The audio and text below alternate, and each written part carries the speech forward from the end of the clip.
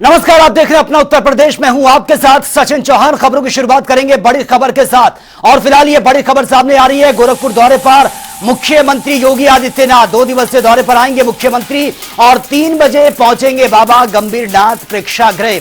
और बाबा गंभीरनाथ प्रेक्षागृह में बीजेपी की संगोष्ठी भी होनी है। लोकतंत्र सेनानियों को भी सम्मानित करेंगे मुख्यमंत्री योगी आदित्यनाथ। तो 3 बजे का टाइम ये दिया गया है, 3 बजे यहां पर पहुंचेंगे और लोकतंत्र सेनानियों को भी सम्मानित करने का कार्यक्रम ये रखा गया है। तो गोरखपुर के दौरे पर आज रहने वाले हैं उत्तर प्रदेश के मुख्यमंत्री योगी आदित्यनाथ। तैयारियां जोरों शोरों पर चल रही है और खबर है कि 3 बजे बाबा गंभीरनाथ प्रेक्षागृह में पहुंचेंगे और यहां पर संगोष्ठी का आयोजन किया गया है। यहां पर संगोष्ठी होगी और उसके बाद लोकतंत्र सेनानियों को सम्मानित करने का कार्यक्रम भी रखा गया है। तो आज गोरखपुर के दौरे पर रहेंगे मुख्यमंत्री योगी आदित्यनाथ। तमाम कार्यक्रम वहां पर रखे गए हैं। 2 दिवसीय दौरे पर मुख्यमंत्री गोरखपुर आएंगे और 3 बजे बाबा गंभीरनाथ प्रेक्षागृह वो पहुंचेंगे। संगोष्ठी का आयोजन यहां पर किया गया है और इसी के साथ ही जो अगला कार्यक्रम है लोकतंत्र सेनानियों को सम्मानित करने का कार्यक्रम है, उसमें भी शिरकत करेंगे। लोकतंत्र सेनानियों को सम्मानित भी करेंगे। तो 2 दिवसीय यह दौरा है गोरखपुर का। मुख्यमंत्री योगी आदित्यनाथ का 2 दिन के दौरे पर हैं और आपको बता दें कि 3 बजे बाबा गंभीरनाथ प्रेक्षागृह पहुंचेंगे। 3 बजे का टाइम ये रखा गया है और उसके बाद बाबा गंभीरनाथ प्रेक्षागृह में ही संगोष्ठी होनी है और सम्मानित करने का जो कार्यक्रम है वो भी रखा गया है। लोकतंत्र सेनानी जिनको सम्मानित किया जाएगा इस कार्यक्रम के बाद। तो फिलहाल ये बड़ी खबर से आपको अपडेट करा रहे हैं। 2 दिवसीय दौरे पर आएंगे मुख्यमंत्री योगी आदित्यनाथ। गोरखपुर का 2 दिवसीय उनका ये दौरा है और यहां पर बाबा गंभीरनाथ प्रेक्षागृह में संगोष्ठी का आयोजन किया गया है, उसमें भी शिरकत करेंगे और इसके बाद लोकतंत्र जितने भी सेनानी हैं उनको सम्मानित करने का कार्यक्रम भी ये रखा गया है। तो फिलहाल बड़ी खबर से आपको अपडेट करा रहे हैं। मुख्यमंत्री योगी आदित्यनाथ के ये तमाम कार्यक्रम जो रहने वाले हैं, 2 दिवसीय दौरे पर रहेंगे और यहां पर 3 बजे पहुंचने का उनका कार्यक्रम है। 3 बजे पहुंचेंगे बाबा गंभीरनाथ प्रेक्षागृह। संगोष्ठी का आयोजन यहां पर किया गया है और लोकतंत्र सेनानियों को भी वो सम्मानित करेंगे। तो फिलहाल तैयारियां पूरी हो चुकी हैं और मुख्यमंत्री योगी आदित्यनाथ यहां पर पहुंचेंगे। तमाम गणमान्य लोग भी उनके साथ मौजूद रहेंगे, इस कार्यक्रम में वो शिरकत करेंगे। हालांकि 3 बजे का टाइम यह दिया गया है, 3 बजे वो कार्यक्रम में पहुंचेंगे और 3 बजे वो शिरकत करेंगे। बाबा गंभीरनाथ प्रेक्षागृह में संगोष्ठी जो होनी है, 3 बजे इस संगोष्ठी का आयोजन होगा। तो फिलहाल ये बड़ी खबर से आपको अपडेट करा रहे हैं। 2 दिवसीय दौरे पर मुख्यमंत्री योगी आदित्यनाथ, गोरखपुर का 2 दिवसीय उनका यह दौरा है और इसी के साथ 3 बजे का टाइमिंग ये दिया गया है। 3 बजे बाबा गंभीरनाथ प्रेक्षागृह पहुंचेंगे। संगोष्ठी का आयोजन वहां पर किया गया है और उसके बाद सेनानियों को सम्मानित भी करेंगे। तो फिलहाल ये बड़ी खबर से आपको अपडेट करा रहे हैं और ज्यादा जानकारी के साथ संवाददाता सुभाष गुप्ता इस वक्त हमारे साथ सीधा लाइव बने हुए हैं। सुभाष, आज 3 बजे मुख्यमंत्री योगी आदित्यनाथ पहुंचेंगे, संगोष्ठी का आयोजन ये होना है, 2 दिवसीय दौरे पर हैं। फिलहाल क्या कुछ लेटेस्ट जानकारी, किस तरह से आगे कार्यक्रम रहेगा आज?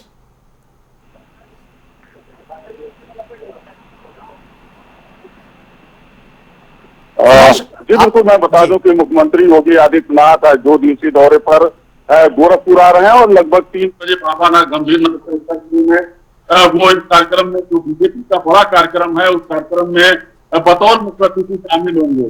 आपको बताते चले कि 1975 में इंदिरा गांधी जब प्रधानमंत्री थी तो आज ही के दिन यानी 25 जून को आपातकाल घोषित कर दी थी, जिसमें तमाम विपक्षी नेताओं की जो है गिरफ्तारी हुई थी और यहाँ तक कि मीडिया को भी बैन कर दिया गया था। तो आज उस दिन को जो है बीजेपी काला दिवस के रूप में मना रही है और पूरे देश में आज बीजेपी काला दिवस के रूप में मना रही है और प्रदेश में तमाम जगह जो है इसको लेकर संगोष्ठियां आयोजित की गई है। तो आज गोरखपुर में भी बीजेपी के द्वारा बाबा गंभीरनाथ प्रेक्षागृह में एक संगोष्ठी का आयोजन किया गया है, जिसमें मुख्यमंत्री योगी आदित्यनाथ बतौर मुख्य अतिथि शामिल होंगे और उस कार्यक्रम में जो उस समय के दुष्प्रभाव थे उसको लेकर वो जो है अपना बाकायदे यहाँ पर जो है अपने उद्घोषण करेंगे और बीजेपी कार्यकर्ताओं को बाकायदे जो है उस जो दिन है, जो काला दिन आज के दिन को घोषित किया गया है, उसके दुष्परिणाम के बारे में बताएंगे और यहाँ तक कि स्वतंत्रता सेनानियों को आज जो है बाकायदे वो सम्मानित भी करने वाले हैं।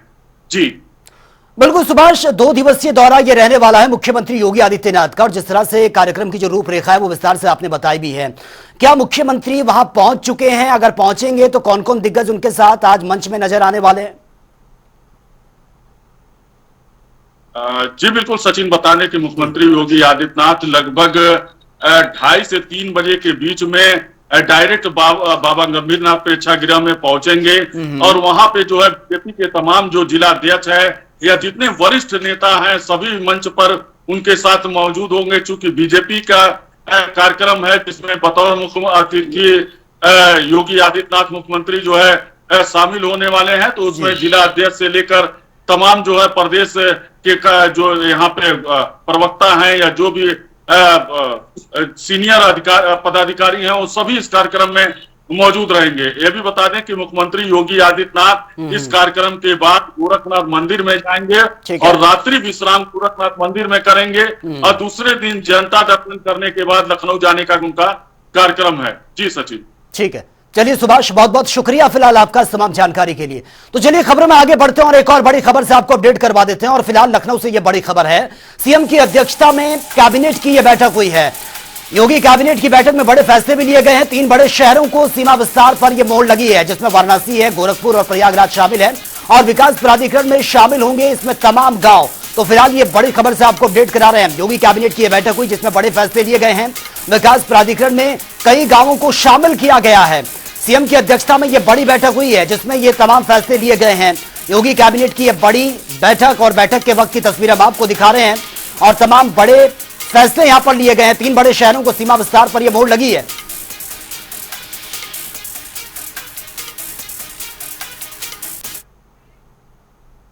चलिए खबरों में आगे बढ़ते हैं। आज मंगलवार को आपातकाल की यह 50वीं वर्षगांठ है। बीजेपी पूरे देश में काला दिवस इसको मना रही है। वहीं लखनऊ में मुख्यमंत्री योगी आदित्यनाथ ने कहा कि कांग्रेस पार्टी को संविधान का गला घोटने के लिए देश की जनता कभी माफ नहीं करेगी और कांग्रेस को देश की जनता से माफी भी मांगनी चाहिए। आज के दिन ही देर रात्रि में हुआ था जब कांग्रेस की तत्कालीन सरकार ने भारत के संविधान का गला घोंटते हुए लोकतंत्र को पूरी तरह समाप्त करने की साजिश रची थी।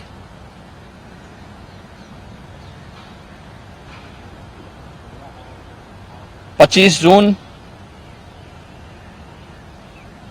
1975 रात के अंधेरे में श्रीमती इंदिरा गांधी जी के नेतृत्व में कांग्रेस की सरकार ने कैसे भारत के लोकतंत्र को नष्ट करने का प्रयास किया था। उस समय के सभी विपक्षी दलों के नेताओं को,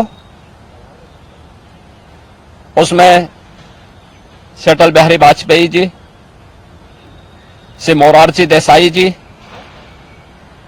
श्री जयप्रकाश नारायण जी, श्री लाल कृष्ण आडवाणी जी और विपक्ष के सभी नेताओं को बंद करके लोकतंत्र के गले को पूरी तरह घोंटने का प्रयास किया था। आज जब 50 वर्ष के उपरांत हम इमरजेंसी की उन यादों को स्मरण करते हैं तो स्वाभाविक रूप से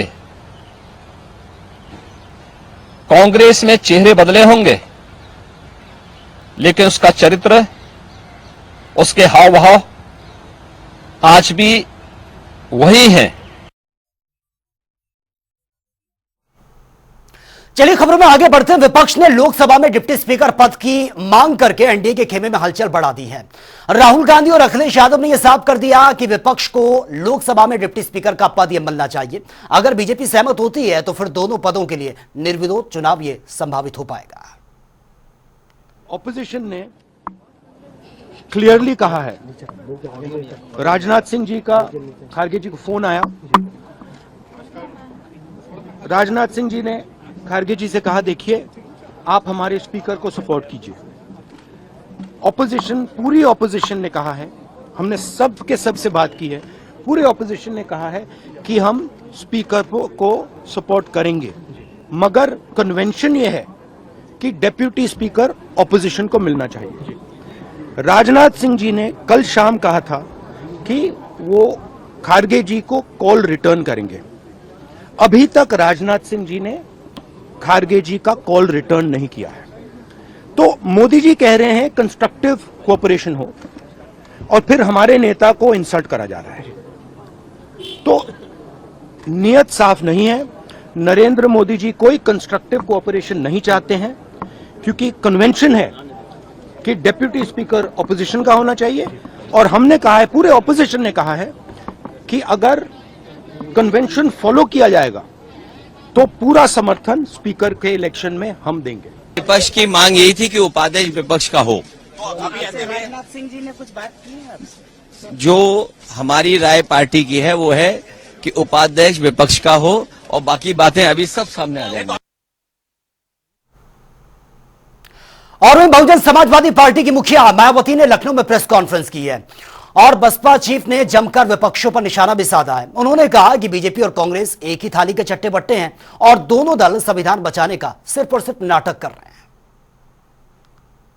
ये अवगत कराना चाहती हूँ कि इसमें कोई संदेह नहीं है कि केंद्र में सत्ता व विपक्ष द्वारा अब संसद के अंदर व बाहर भी संविधान की कॉपी दिखाने की होड़ में ये लोग सभी एक ही थैली के चट्टे बट्टे लग रहे हैं, तथा इनकी सोच भी लगभग एक जैसी ही लग रही है।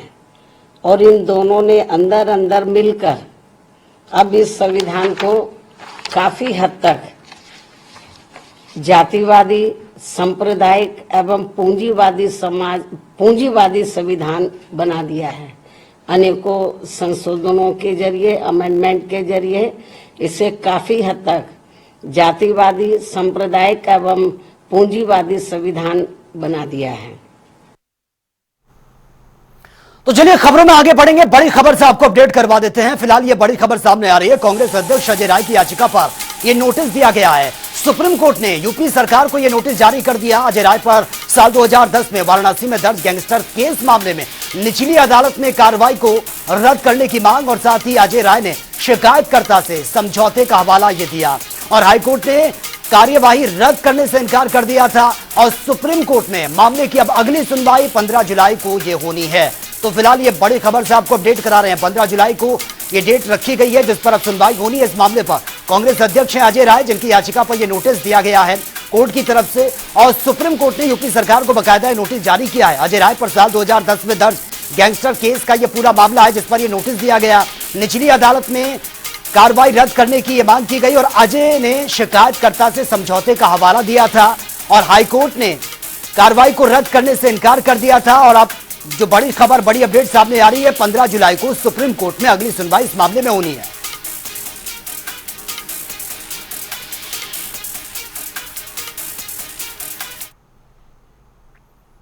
चलिए खबरों में आगे बढ़ते हैं। छत्तीसगढ़ के सुकमा और बीजापुर बॉर्डर पर नक्सली हमला हुआ है। कानपुर के नौगमा गौतम निवासी शैलेंद्र कुमार इसमें शहीद हो गए हैं। शहीद जवान का पार्थिव शरीर आज उनके पैतृक गांव पहुंचेगा और इससे पहले आज जवान के घर जिलाधिकारी राकेश कुमार सिंह और कैबिनेट मंत्री राकेश सचार ने परिजनों से मुलाकात की है। 50 लाख रुपए की चेक देने की भी यह परिवार को सांत्वना दी गई है।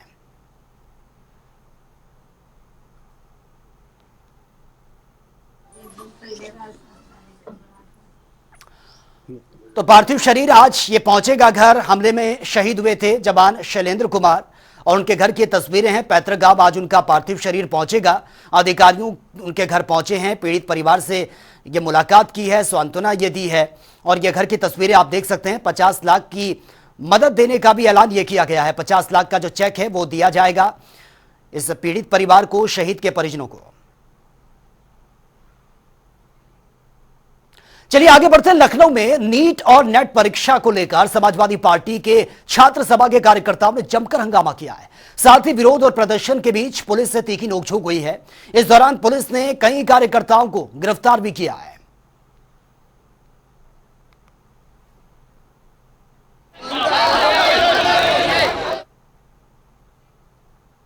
और अयोध्या राम मंदिर निर्माण में खामियों को लेकर एक बार फिर से मंदिर निर्माण समिति के अध्यक्ष नृपेंद्र मिश्र और मंदिर के पुजारी आचार्य सत्येंद्र दास आमने सामने हैं। सत्येंद्र दास ने निर्माण एजेंसियों को निशाने पर लेते हुए कहा कि बारिश हुई है तो राम मंदिर के मुख्य पुजारी सत्येंद्र दास ने कहा कि मंदिर के अंदर भी अब पानी भर गया है। वहीं मंदिर निर्माण समिति के अध्यक्ष नृपेंद्र मिश्र ने आचार्य के दावों को खारिज करते हुए कहा कि गुरु मंडप पानी का रिसाव होने की वजह है और अब वहां पर निर्माण कार्य भी चल रहा है।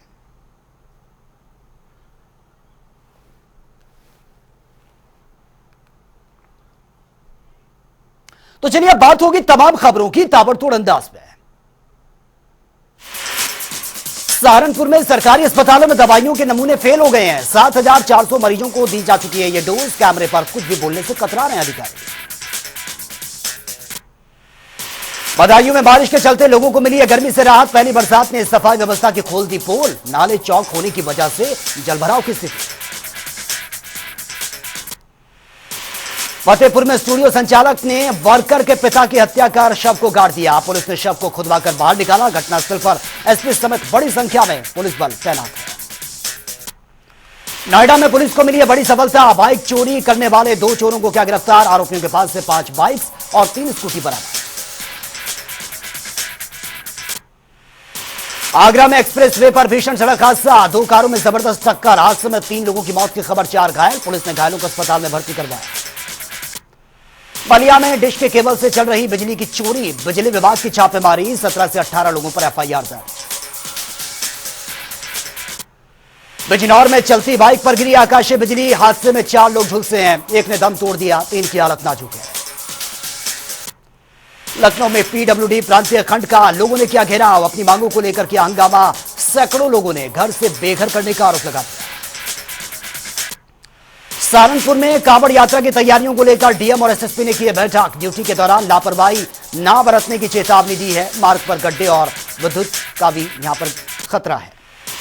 अलीगढ़ में भीषण गर्मी में बारिश से लोगों को राहत मिली है। बारिश ने खोल दी है नगर निगम की पोल। साफ सफाई न होने के चलते शहरों में भरा है पानी। प्रतापगढ़ में पूर्व सांसद पर जमीन कब्जाने का आरोप है। स्थगन आदेश के बावजूद बेशकीमती जमीन पर कब्जा। शिकायतकर्ता ने डीएम और एसएसपी से मामले की शिकायत। कानपुर में कैफे में खुलेआम हो रहा है हुक्का बार संचालित। सोशल मीडिया पर वीडियो हुआ अपलोड। पुलिस मामले की जांच में जुटी।